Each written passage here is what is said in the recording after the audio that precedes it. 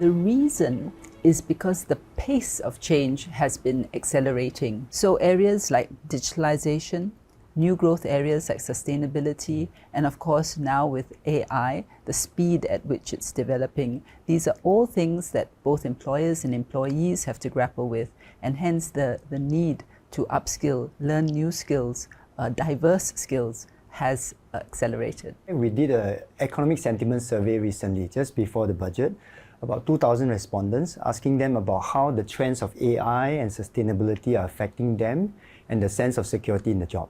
So actually we realized that about 13% says that they are worried about their job losses due to AI. And about more than 50%, I think it's about 52%, feels that actually they may keep the job, but their job is going to change.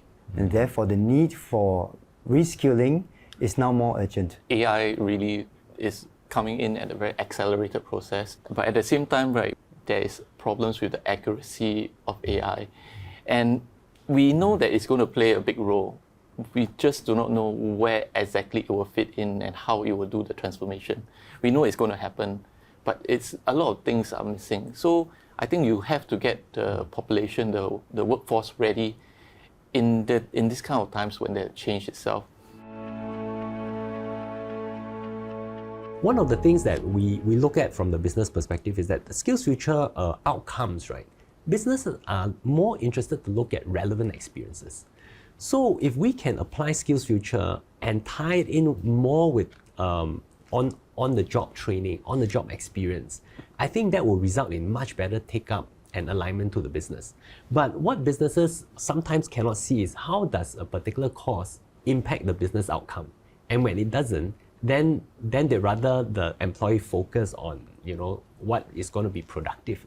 So I think we want to really look at aligning SkillsFuture and the skills into actual industry outcome. Older mindset is a plug and play one. They expect somebody to come out of the university or school fully formed with all the skills and able to just plug them in. But the reality is that from day one when you start a job, you are learning. And the best companies are the ones that have continuing and structured programs for their employees to learn and acquire new skills. We're quite happy some companies recently introduced this skills allowance idea. So ST Logistics is one company. They give up to $325 per month for workers who undertake certain skill sets and reach a certain level of competency.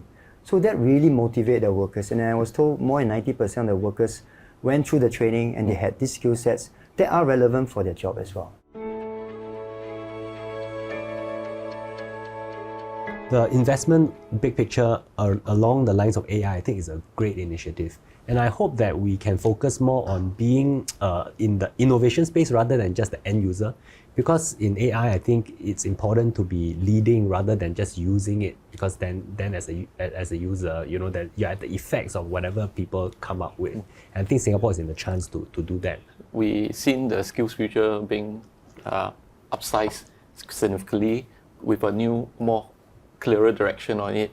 I think on the future budgets itself, I hope that you can work on the other aspects, which is, I think, on the employer side. Of course, we heard about how we have to work between the unions, the education sector, the labor force, the companies itself. They all have to come hand in hand. But I think the employers' portion, especially for SMEs, right? I think they need a bit more help for them to bring that level of the SkillsFuture take-up rate to a better level. Companies and government have to work together because government does the horizon scanning. We see the big trends coming along. Okay. It's our job to give the early warning signals and say this is coming our way, and to make available funds that would be accessible to both companies and the individuals to tap on, which is what we've done in this budget. So you can see how all three have to work together, employers, employees, and government. Right. Because in truth and in fact, you can't see exactly what's over the horizon, but you have a general sense and you can get ready.